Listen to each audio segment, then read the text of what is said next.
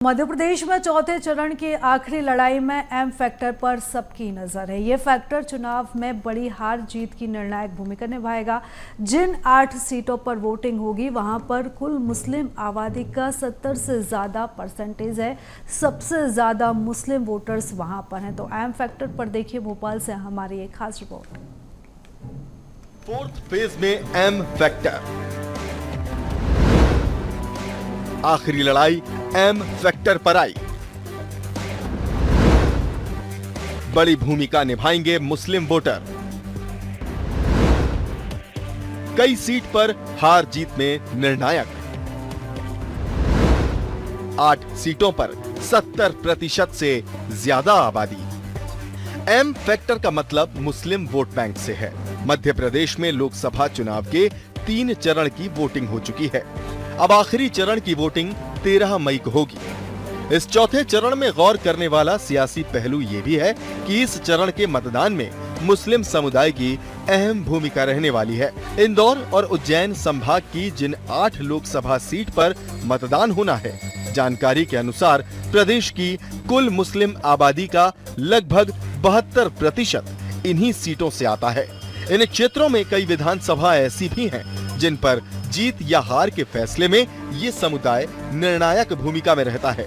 चौथे चरण में आने वाली देवास, उज्जैन, मंदसौर, रतलाम, धार, इंदौर, खरगोन और खंडवा सीट में से इंदौर, उज्जैन, धार, खंडवा, रतलाम और खरगोन लोकसभा सीट ऐसी हैं जिनमें कई विधानसभाएं मुस्लिम बहुल हैं।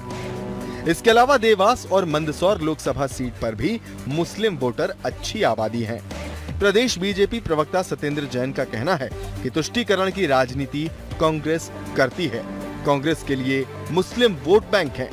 बीजेपी का एक ही फैक्टर होता है, केंद्र में मोदी और एमपी में मोहन फैक्टर। देखिए, तुष्टीकरण की राजनीति, वोट बैंक की पॉलिटिक्स कांग्रेस सदैव करती आती है। और जिस एम फैक्टर की बात कर रहे हैं तो कांग्रेस के लिए मुस्लिम सर्वोपरि हो जाते हैं। स्वयं कांग्रेस के समय जब प्रधानमंत्री रहे डॉक्टर मनमोहन सिंह जी, वह कहते थे कि देश के संसाधनों पर पहला अधिकार मुसलमानों का है। भारतीय और इनका जो कांग्रेस का जो न्याय पत्र है, उस न्याय पत्र में भी यह मिलता है जिसमें मुस्लिम लीग की छाप स्पष्ट झलकती है। उसमें भी ये कहा गया है कि ये मुस्लिम पर्सनल लॉ को, व्यक्तिगत कानूनों को बढ़ाएंगे, समृद्ध करेंगे, शरिया कानून मतलब लागू करेंगे, 3 तलाक को हटाएंगे। भारतीय जनता पार्टी के अंदर तो एक ही एम फैक्टर होता है, एम फैक्टर। केंद्र में मोदी फैक्टर और मध्य प्रदेश में मोहन यादव फैक्टर। हमारे यहाँ देखिए, हम सर्वजन हिताय सर्वजन सुखाय, सबका साथ, सबका विकास, सबका विश्वास की राजनीति करते हैं। कांग्रेस की भांति नहीं जो संविधान के कोई भावनाओं पर आघात पहुंचाती है। कर्नाटक और आंध्र प्रदेश की सरकारों में कांग्रेस ने मुसलमानों को SC, ST और OBC के ऊपर आरक्षण दिया, उनके हकों पर डाका डाला। यह काम कांग्रेस करती है। एमपी की आबादी करीब 8.77 करोड़, 6.57% मुस्लिम आबादी। मुस्लिम आबादी करीब 60 लाख, लगभग 50 लाख मुस्लिम वोटर्स। 45 विधानसभा सीट पर 10% मुस्लिम मतदाता। मुस्लिम वोट बैंक पर हर सियासी दल की नजर है। 230 विधानसभा में से करीब 45 विधानसभाएं ऐसी हैं जहां 20,000 से अधिक यानी करीब 10% मुस्लिम वोटर हैं। प्रदेश में 70 से ज्यादा ऐसे क्षेत्र हैं जहां की विधानसभा में 57% मुस्लिम मतदाता आते हैं। इन सीट पर यही वोट बैंक जीत हार के सफर को तय करते हैं। मुस्लिम बहुल कही जाने वाली इन 33 विधानसभा सीटों पर कुल मुस्लिम वोट लगभग 15 लाख हैं, जो कुल वोटर का 1 से 2% होती हैं। ये है एम फैक्टर का गणित। प्रदेश में 50 लाख से ज्यादा मुस्लिम मतदाता, 70 से 72% वोटर्स इंदौर, उज्जैन संभाग में। इंदौर संभाग में 9 विधानसभा सीटें, उज्जैन संभाग में 8 विधानसभा सीटें। इंदौर में कांग्रेस का उम्मीदवार नहीं है। ऐसे में एम फैक्टर का सीधा फायदा बीजेपी को सियासी तौर पर होने वाला है। धार में भोजशाला विवाद के मामले की वजह से एम फैक्टर पर असर पड़ेगा। खंडवा लोकसभा सीट पर बुरहानपुर और खंडवा मुस्लिम बहुल क्षेत्र में हर बार कांग्रेस को फायदा होता है। उज्जैन सीट पर भी इस वोट बैंक का कुछ असर दिखता है। देवास, रतलाम, मंदसौर और खरगोन लोकसभा सीट पर सियासी जमावट जारी है। प्रदेश में एम फैक्टर को लेकर प्रदेश कांग्रेस प्रवक्ता स्वदेश शर्मा का कहना है कि बीजेपी धर्म पर आधारित राजनीति करती है।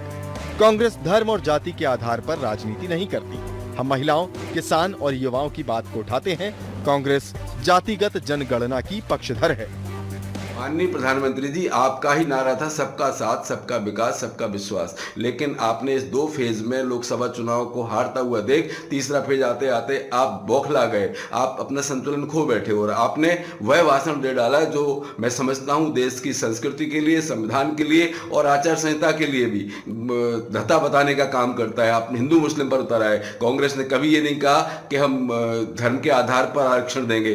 कांग्रेस इस बात का वादा जरूर करती है कि हम उसकी जाति जनगणना के आधार पर, जाति के आधार पर उसको आरक्षण देने का, उसको आला लाभ पहुंचाने का काम कांग्रेस की सरकार करेगी। क्योंकि देश की आजादी के बाद से अगर देश का उत्थान करने की दिशा में काम किया है तो कांग्रेस ने किया है, आगे भी कांग्रेस करेगी। बढ़ती हुई महंगाई से निपटने के लिए हमने प्रत्येक घर की परेशान महिला, गरीब महिला को 1 लाख रुपए प्रतिवर्ष देने का वादा किया है और हमारी सरकार बनी तो हम उसको देंगे। और हमने बेरोजगारों को स्टाइपेंड के रूप में 1 लाख रुपए प्रतिवर्ष देने का वादा किया। 30 लाख जो केंद्र में खाली जो नियुक्तियां पड़ी हैं, पद पड़े हुए, उनको भरने का काम कांग्रेस करेगी और महिलाओं को 50% नौकरियों में आरक्षण देने का काम कांग्रेस करेगी। इसमें धर्म का आरक्षण, धर्म को लेकर के आरक्षण की बात कहां हुई? मैं समझता हूं माननीय प्रधानमंत्री महोदय, आप बौखला गए हैं, आप बिल्कुल संतुलन खो बैठे हैं। आप ये सोचिए कि आप इस देश के प्रधानमंत्री हैं। मध्य प्रदेश में एम फैक्टर कई सीटों पर असर करता है, लेकिन चौथे चरण की लड़ाई में सियासी दलों के लिए ये वोट बैंक सबसे ज्यादा जरूरी है। उस पर बीजेपी हो या फिर कांग्रेस, दोनों ही पार्टियों का फोकस है। जिन सीटों पर सबसे ज्यादा मुस्लिम वोटर्स हैं, वहां पर दोनों ही दल सक्रिय हैं। लेकिन ये चुनावी परिणाम ही बताएंगे कि ये वोट बैंक किसके लिए फायदेमंद साबित होता है और किसकी हार का कारण बनता है। BSTV के लिए मनोज राठौर की रिपोर्ट।